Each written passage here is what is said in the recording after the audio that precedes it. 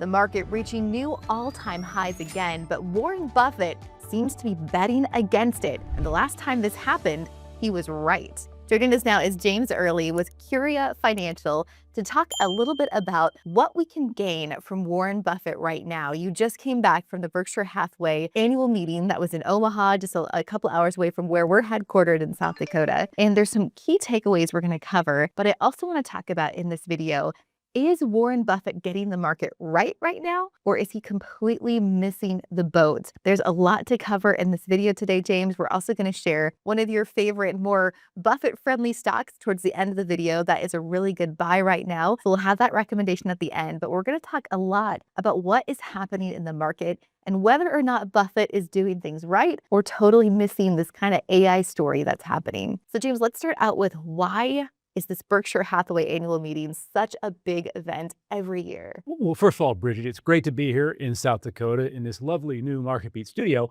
Berkshire draws about 40,000 people to Omaha every year. The arena seats about 19,000 because Berkshire has returned roughly 4 million% since 1965 when it started, as Warren Buffett's holding company. So that's the power of compounding, and that has rightfully built a cult. Yeah, a huge cult because there's been so much success with Warren Buffett. But the question here is whether this is still the winning strategy today or if that strategy has shifted. So we're going to dive into that. But I want to talk a little bit about some of the key takeaways you saw from this annual meeting in particular.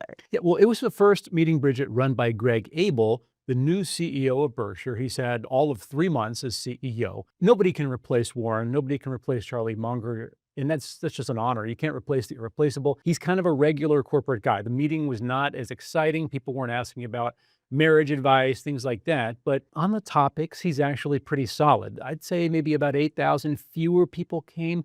But his business, his job is to run the company, not necessarily to run an awesome annual meeting. So it was like 8 out of 10, not 10 out of 10, but still pretty good. Well, let's talk about running the company. That's the main thing to talk about here.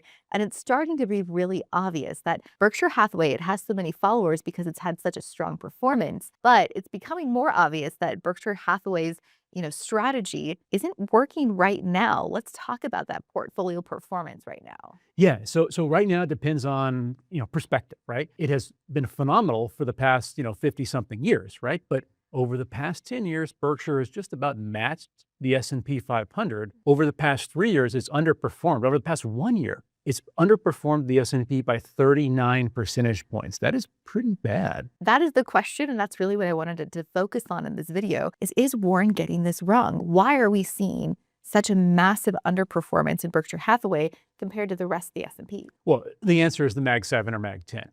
Charlie Munger would say, invert, always invert. So if we invert your question, I would say, if you look back to 1999, 2000, the tech bubble, Warren Buffett was underperforming pretty massively then. People said, hey, has Buffett lost his edge? Well, he had for a few years, but actually he hadn't, because then he missed the crash. He alluded, Bridget, to the fact that we could see a crash in the market. We're at pretty high PE ratios. The market is betting very heavily that this AI CapEx will pay off. So I would say it's too soon to tell yet if Buffett has lost his touch, or Abel now has lost his touch. We don't know. It's certainly not looking good at the moment. Yeah, there's so much to unpack in that question. And one thing we're going to get into is talking about the portfolio performance, because we want to talk about the kind of stock that Berkshire Hathaway still has in their portfolio, why it's underperforming. We'll get into that in a minute, but you touched on something that I think is more important to talk about right now, and that's preparing for a crash. I think the other key thing that came out of the meeting over the weekend is that they have record cash on hand, which clearly tells me they're preparing for something, right? Actions speak a lot louder than words. They've got roughly $400 billion, just under, in cash. The market cap is about $1 trillion.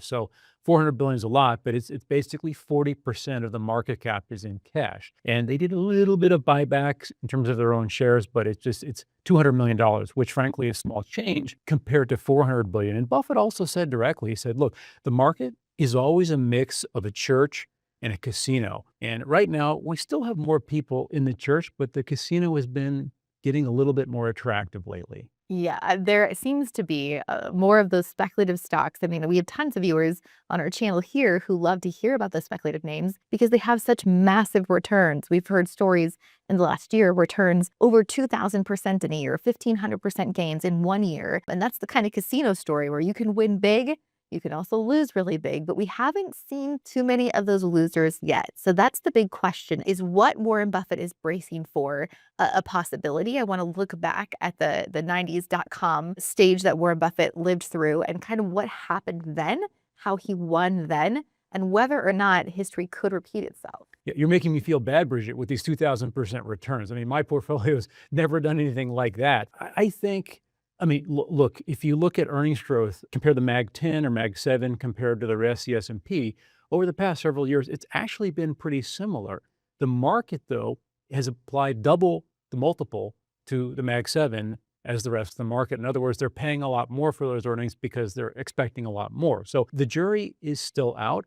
My bet, though, if you look at any new technology, right now it's AI. In the old days, it used to be cars. We've had 2,500 car companies come and go in the US. In the 90s, we had 900 e-commerce companies. We have, I know, 18,000 cryptocurrencies. Right now, we don't need that many. So you're going to see a lot of fall off in the smaller AI names. There's going to be a huge death rate. So odds are, like, you're probably going to get burned on the small end, but I think the bigger companies will have, A, the strength to prevail, and B, the cash to acquire the smaller companies that will survive in the end. Well, let's talk about the cash strategy of holding cash, especially the amount that we're talking about today. Was that Buffett's strategy back in the 90s during the dot-com days, and how did that work out for him? Yeah, it worked out very poorly for 1 year. It is Buffett's strategy. 1999 was the only year, I believe, in the history or recent history of Berkshire Hathaway that they actually had negative returns. They've underperformed the market, but usually they don't lose money. So in 99 they did. You saw all these headlines as Buffett lost his touch. It wasn't but a year and a half later, the market crashed and he was vindicated basically. And yes, he loves to make opportunistic acquisitions when there's blood in the streets. That's exactly why they're holding that cash. Do you think we could have blood in the streets now? Or what does that tell us about the potential for that kind of crash happening, given what's happening in the AI investing world today? I think it's possible. I think it's possible. You hear these stats like 50% of recently contracted data centers have been uncontracted because there are not enough materials available for completion. Or like where I live in Virginia, the people in a county kind of rallied together to block a data center being constructed. So, you know, the AI story is one thing. The AI economic reality is probably not going to be up to the story. So I don't know if there's a crash. If there's a crash in the market, it means something's happening. People are selling one thing and doing something else with that cash. I'm not sure what that something else is now, right? What's the better alternative? So we still have a giddy market. I would say a lost decade or a lost 5 years is more likely than an outright crash. Yeah, we still have lots of activity in the market is exactly true. I mean, to see Buffett and his company holding all this cash waiting for a crash at a time when the market is at all-time highs, and that demand really is there. When you look at AI, yes, you mentioned there's a supply chain issues with getting all of the demands actually met and figuring out some of these legal battles. We just had a video on talking about NIMBY, not in my backyard, and those kinds of things happening right now. But there is demand. The AI story shows there's tons of investment happening. We saw that in the Mag 7 earnings report where they're investing. The demand is there. The chip stocks have tons of demand, so much so that they're struggling to meet that demand. The companies that are helping to build the data centers have so much demand and such a backlog that really is the question of, can they meet that demand? And so when you have this much demand, it seems like the investment is still there. The money is still there. It's there, but again, it's all predicated on things coming together in a way that they haven't come together yet. And, you know, we got AI data centers in space, or at least being talked about, right? I mean, the hype is great. The story is great. People have seen this movie before. New technology comes along and changes everything. But the other perspective might be, have LLMs reached a plateau? Like, have we squeezed the juice out of that lemon? Is this all we're going to get? Is there a step change between this and the next technology in terms of usability, value add to the world? Maybe, maybe not. Like, it's above my pay grade, but traditionally people tend to get a little too excited at the beginning, then they get overly pessimistic, and then they underestimate the long-term benefits. So those all kind of come together. It's a social science. It really is in the end. Yeah, we've seen that play out in the market a few times. And we're going to get into some of these names. You mentioned space a little bit and AI stocks. These are names that are noticeably missing from the Berkshire Hathaway portfolio. So we're going to get into that. Before that, if you are interested in those space stocks, those most speculative stocks, make sure to check out our special report. These are on the top space stocks to buy before the SpaceX IPO. Our MarketBeat analyst Thomas Hughes wrote this report, and these names are some of the ones seeing those incredibly impressive returns right now. So if you want to check out that list and get some other stock tickers to look at right now, make sure to scan the QR code or click the link in the description to get that free report right now on marketbeat.com. All right, James, let's get back to this discussion of these space stocks, these AI stocks, all of the names that are seeing these impressive returns, again, noticeably missing from the Berkshire Hathaway portfolio. That's kind of the point. Buffett would say, or now Greg Abel would say, he famously avoided technology because he doesn't understand it. And recently, though, semi-recently, he hired two guys, Todd Combs and Ted Weschler, to help manage the public equity side of the portfolio. Berkshire has a privately held company portfolio and a publicly held company portfolio. They actually got rid of Todd Combs recently, but one or both of those guys put Buffett into Apple at roughly 2019. Last quarter, they bought some Alphabet. Prior to that, they'd bought Amazon. Apple has contributed more to their portfolio than any other stock. So ironically, for a company that has been anti-technology, they're sure benefiting from technology. But it's, if you look at the public holdings in general, they're halo kinds of stocks, bricks and mortars, and they've got some energy stocks, and that's really helped them a lot lately, but that's more idiosyncratic. Generally speaking, the broader question for someone looking at Berkshire Hathaway now, thinking, should I buy this stock or not, is, well, if you're a big believer that tech is going to change the world, no. And let me give you an abstract point, and then I'll move on. But someone living 6,000 years ago, for example, had probably a similar life to someone living 5,000 or 7,000 years ago. But we've had an exponential progress in this world. Someone living 100 years ago will look at us now and say, wow, that's so different. So you could argue that technology is adding more and more value over time. So the Buffett strategy may have worked great in the 50s and 60s and 70s, but it might be missing something looking ahead. Yeah, I'm really curious to see what viewers are going to have to say about that because, like you said, there's a cult following for Warren Buffett investing strategy. You're one of those people who's a huge fan of the Buffett strategy, but I think that's such an important point that it once works, but the world is changing so rapidly. Can you ignore technology simply because you don't understand it and still have success in the market? And I think right now, what we're seeing when you look at what the Buffett portfolio looks like compared to the regular market, it's not working. It's correct. It's not a winning strategy right now. Yeah, and the guardrail is, the famous saying, this time is different, is the most dangerous phrase in investing, right? Because it's temporarily different, but not. So the market, though, is trading at a higher multiple. There are some legitimate reasons for valuations to be elevated compared to, let's say, 40, 50 years ago when we had a debt-heavy, industrialized commercial base. So the market is changing, capital light. Things are evolving in the market. So some things are legitimately different and some things aren't. And Berkshire Hathaway is kind of like a mini case study in finding out what are the permanent changes and what are going to be the things that don't change. So yeah, speaking of things that don't change, I mean, their whole portfolio of Berkshire Hathaway has a lot of companies that haven't done a lot of innovation at all in their last 50 years of existence. There's railroad companies, there's other insurance companies, things that haven't done a lot of anything. Do you think that that is part of the problem, is that there are all these companies that aren't advancing with the times? yes and no. I mean, in general, you kind of want, and as someone who ran a dividend research service for 10 years, I respect the idea of betting on things that don't change. In general, it works. But the problem is sometimes the world changes too much. This is going to sound like a cheap shot. But when I was watching the Berkshire meeting, hearing about these people who've been managers at Berkshire for 30, 40 years, and that's great, a lot of experience, but it kind of reminded me of the US Congress. If you've seen a congressional hearing, especially with a tech CEO, it's almost a little embarrassing because a few of the people were prior tech entrepreneurs and they're smart with the questions, but a lot of these people have no idea how this stuff works, right? I can't help but wonder, are some of the Berkshire managers just out of the demographic of being tech savvy? And Buffett himself, when he was more active managing these companies, famously prioritized marketing spend over IT spend. And so probably just monetarily, but also culturally, these companies are probably a little behind the wave. Yeah, I want to talk a little bit more about, can you make value investing principles still work today? But first, I want to talk about how that concept of companies being behind the wave is showing up in Berkshire Hathaway's private companies, the private companies they own. We're seeing that show up there too, not just in their portfolio that's invested. Absolutely. Private companies like Dairy Queen, Precision Cast Parts, Lubrizol, NetJets. There's about 60 roughly private company. Burlington Northern Santa Fe is a famous one. Geico Insurance. Those are probably two of the most known to average people. They're not like terrible investments, but if you look at the rates of return based on when we do get valuation information, they're kind of like mid-single digits, maybe upper single digits for some of them annually, which is not bad, but not nearly as good as the public equity portfolio.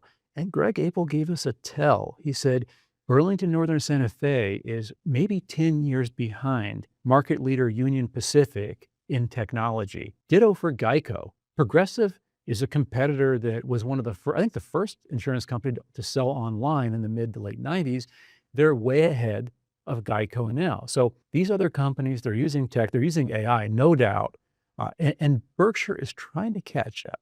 Greg Abel mentioned AI, but by my rough calculations, 80% of his word count was about the risks of AI, not the potential, not the promise. So they seem more scared of it than embracing it. And as you can see in businesses, if you look at the data that's out there, when a business embraces new tech and brings AI into their company and helps incorporate it into their business, they do well. Their earnings are better. Their growth is better.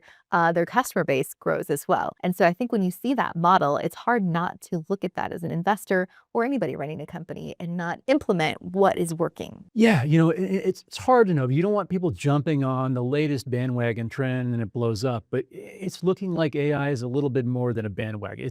There's some staying power there. I got to be honest, there is a lot of Kool-Aid at that annual meeting. And in general, it's a good cult. I think of Berkshire as a benevolent cult, but I own shares I'm not going to sell, but I felt a little more likely to sell after this meeting. Just seeing the Kool-Aid, seeing how the audience in some of these private meetings that was out, resisted the idea of any kind of criticism of Buffett. When you have that, you have an investor base that's not thinking rationally. You can have that in meme stocks. You can have that in crypto. I guess you can have it in value stocks too. I think that's a really telling point that you've been a Buffett fan most of your life, and this is giving you a pause to question. Another thing that stood out to me, you're talking about this AI thing's going to be real. People aren't realizing the impact. I'm sitting here thinking and comparing this to the internet days. This seems like companies back in the early 2000s were like, we don't need a website. This whole internet thing isn't going to take off. And that's laughable today for companies to have thought about, oh, we won't need a website. This internet thing's not going to be a real thing. And I feel like we're there and more with the AI story. Yeah, and more. Nobody knows exactly how much more. That's the hard part, right? But I still have some news clippings. Internet may be a passing fad. Amazon was down 94% at one point. In general, it's still up, I think, about 60 or 70,000% from its IPO, including that 94% drop. But we had a boom and we had a bust as investors, as the world tried to figure out this new thing called the internet and how much was it really going to change our society. We're kind of at that right now. Yet we haven't had that drop yet. I think we will. I don't think it's going to be a massive plunge, but I think expectations are probably a little bit too high in the short term. But then in the long run, it's still going to change our lives more than we think. So yeah, if you're a company, you probably have to get with the times. Yeah, absolutely. As investors too, does getting with the times mean ignoring the value investing principles that Warren Buffett has preached and lived all his life that has led to so much success? Can you still find success as an investor kind of following that Warren Buffett playbook? Me, you, probably every investor watching owes Warren and Charlie some debt of gratitude. I don't say that in like a guilt-tripping way, but he really popularized this idea of fundamental investing when investing was kind of like an arcane concept for institutional people before. And Buffett and Munger popularized the idea of looking at companies, finding good ones and ruling out bad ones. That discrimination, that process is very good for an economy. Having individual investors, not just buying a blanket market fund, but saying, this company is bad, this company is good. I want to allocate my capital this way. So yes, value investing, fundamental investing should always be a part of society. And if too many people don't do it, it creates great opportunities for the few people who do it. The question is, how much do the rules need to change in an AI-driven economy? Again, we don't know yet, but I think Berkshire is a little behind the times. But the other thing is there are a whole bunch of companies out there, Bridget, who will still use AI, but don't have to be AI companies, mid-sized companies doing some industrial thing that's moderately affected by AI. And I think a lot of those have kind of been forgotten about. If you look at the S&P, the capital-weighted S&P has pretty significantly outperformed the equal-weighted S&P over the past couple of years. And over the long run, multiple decades, that's not the norm. Usually equal weight does better. So Berkshire aside, like I'm waiting for the time to pounce on some of these like mid-cap boring companies that have been just forgotten about with all the focus on AI. Well, speaking of those companies, you do have a stock pick for us today. You're still looking at the Warren Buffett strategy, which is looking at the fundamentals, looking at the value of the company. This is a stock that's trading down right now that you are very interested in. So let's share that with our viewers today. Sure. Constellation Software trades on the Toronto Stock Exchange, but it also has an ADR or ADSs here in the US. This is kind of like a Warren Buffett of SaaS company, which sounds weird, but they've acquired between 500 and 1,000 SaaS companies over their life, founded by Mark Leonard, this reclusive former venture capitalist. If you Google, you'll see what I mean. He's got this big beard. He looks like he's a character, basically. He stepped down recently for health reasons. Mark Miller, the new president, was actually at a Berkshire event I was at.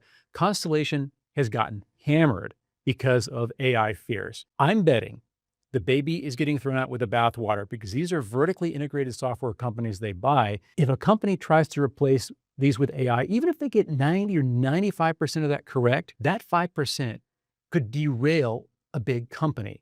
It's not worth it. It's too big of a risk. These companies have lots of relationships. Again, vertically integrated means they operate at different parts in the company's value chain. That sounds wonky, but it makes it harder to rip that company out, just replace it with some guy's vibe coding. So I think the SaaS beatdown is overdone, and Constellation is the most Buffety way to play that SaaS beatdown being overdone. I want to talk a little bit more about the SaaS beatdown and how it plays into this AI value investing story. But first, I want to add this stock to my Bridget's Buys watch list. If you are following along with our videos, I have a paper trading watch list on MarketBeat.com, just MarketBeat.com/Bridget, or you can scan the QR code now to follow along with the different stocks that we talk about on this channel. I usually add one stock per video to this watch list to see how it moves over time. And James, I am really excited to add this one to the watch list because I want to see if the software story continues on this downtrend or if it is this short-lived overblown downturn. And this is an interesting way to look at investing in software.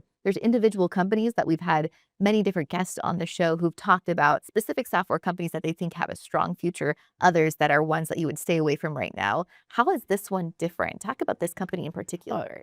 I like it because in a Warren Buffett way, they look for the very highest quality software companies to buy. And these are like tiny little companies. You and I would not know the names, or at least I wouldn't. I'm not deep into the software, but I know Constellation itself. They want companies that are founder run, high returns on capital, long-term contracts, renewing contracts. So quality companies with good relationships with their customers. That all sounds boring, right? But quality has been kind of like out of style in investing lately. So I think it's a relatively good time to be allocating capital to this. You got to have patience though, because again, we're not in a market environment that likes a company like Constellation Software.